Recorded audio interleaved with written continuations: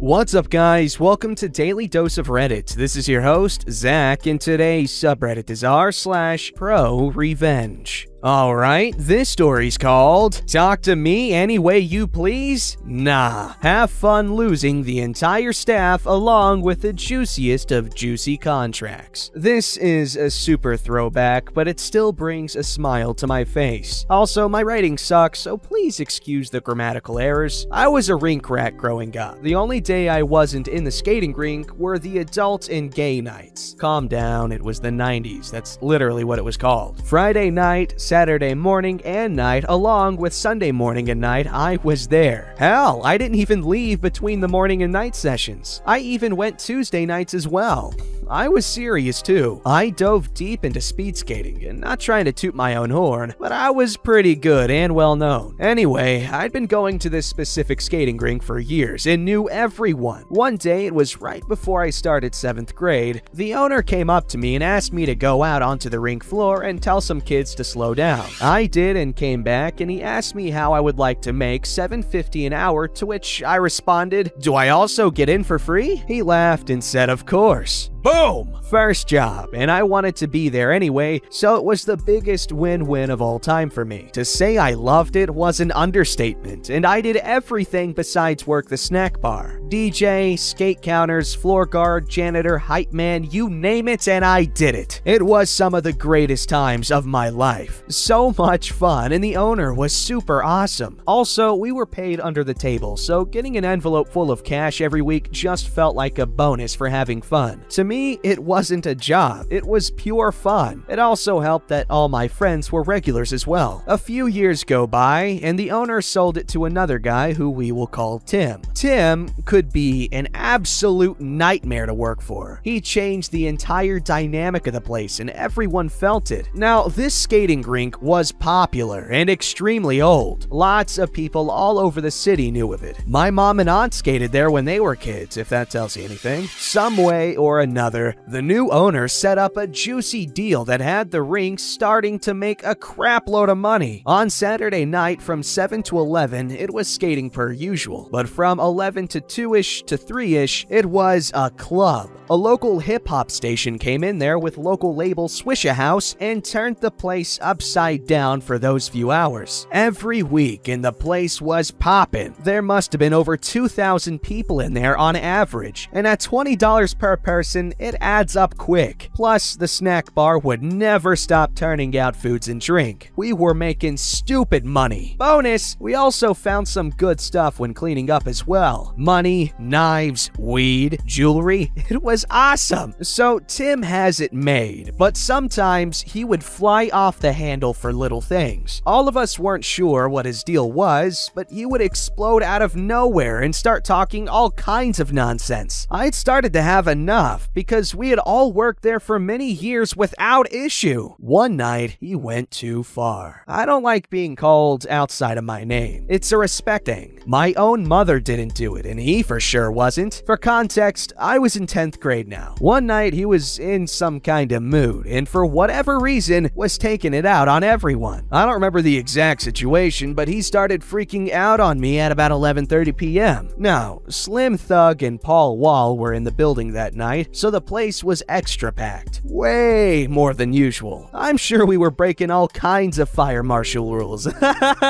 He went ballistic and called me every name in the book while I just stood there with rage building up in me. I'd had enough. For years, this place ran flawlessly and everyone loved us, so he really didn't have a good reason to treat us in the manner he did. My plan was formed. I immediately gathered everyone else that was working, and we all decided that enough was enough. It was time for a lesson. I assembled the entire crew, and we all quit on the spot. All of us. That meant nobody to serve food, clean, help the Swisha House people, or just carry out general things that needed to be done when 2,000 to 3,000 people were in the building. He was stunned. His tone changed and he became very sweet. We weren't having it. As an additional screw you, I called the other 2 people that were off and they showed up to quit as well. Tim had already reached out, so he assumed they were showing up to work. Nope, we left him with absolutely 0 workers on the absolute busiest of busy nights, and boy did it implode. He couldn't find anyone to work, so the place went to absolute crap that night. The on-duty officer told him he needed to figure something out or he was going to close it down without workers. Well, he didn't. It closed down that night, and apparently, without staff, it got nasty. People started having sex, smoking, trashing the place, and all kinds of stuff. Shortly after, the radio station and the label took their business elsewhere, and not long afterward, the place closed down. He lost his entire investment. This was very bittersweet for me because I love the place, but he ran it into the ground. The building is still standing, and I would love to bring it back to its former glory, but my pockets aren't deep enough yet. Maybe one day. I hope you can do it, OP. That would be amazing. I used to go to the roller rink every Saturday as well, and it was always really fun when I was in 2nd grade. And I remember one night specifically, it was when Minutemen, that Disney Channel original movie with Jason Dolly, had just come out, and my mom had made some cookies. But the thing is, she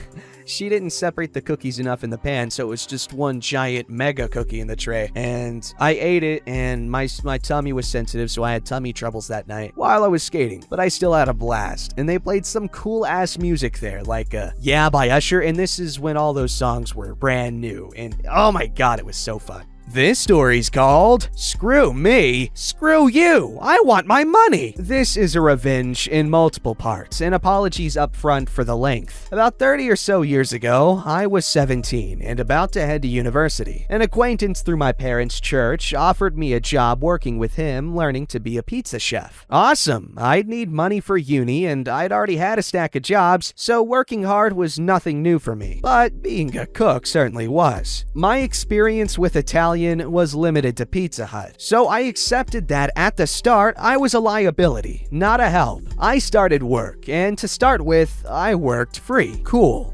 But when it got to the point about 3 months later that I was opening up by myself and taking whole shifts by myself, well, I should be paid. I mustered up all of my 17-year-old courage and confronted the owner. Let's call him Nick, because that was his name.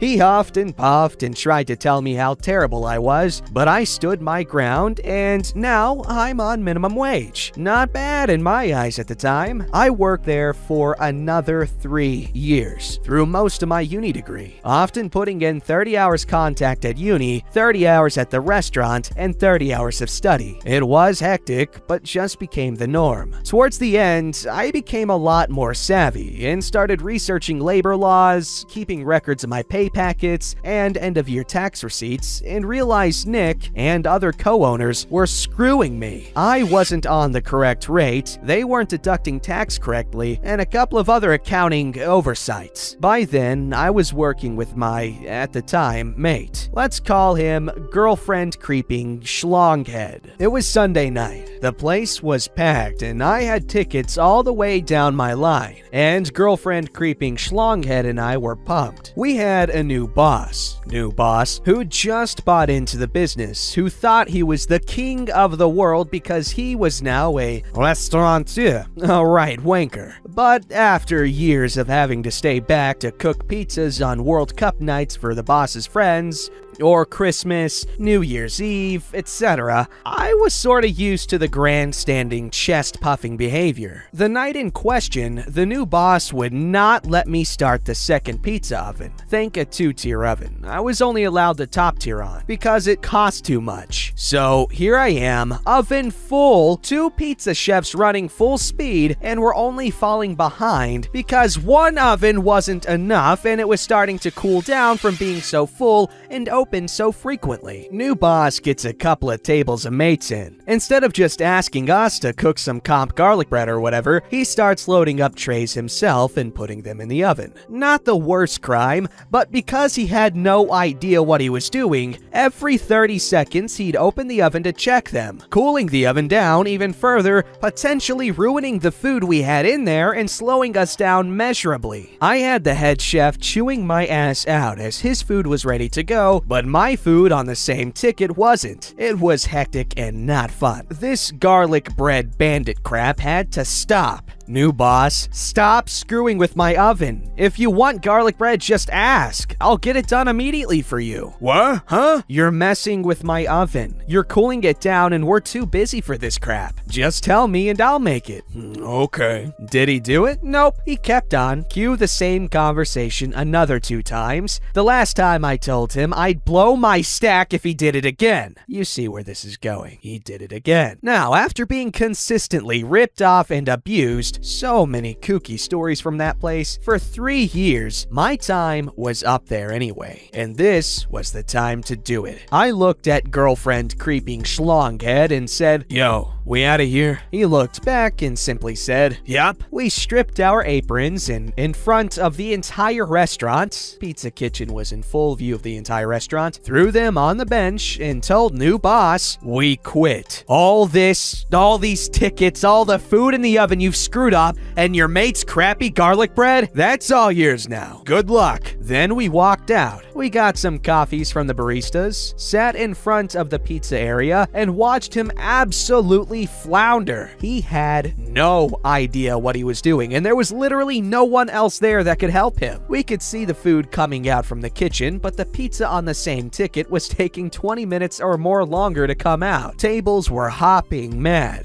We could hear the grumblings all around us. I'll admit it was childish, but undeniably satisfying to behold. That's not the ProRevenge though. The ProRevenge was that I'd been stealing my timesheet every Sunday night, photocopying it, then replacing it Monday mornings. I'd been doing that for over a year. I'd also told girlfriend creeping schlonghead to do it. Monday I walk in and Nick was there and was furious at me. As I was walking in, you could see his chubby face turn bright red as he bellowed across the restaurant floor. What the frick you think you're doing here?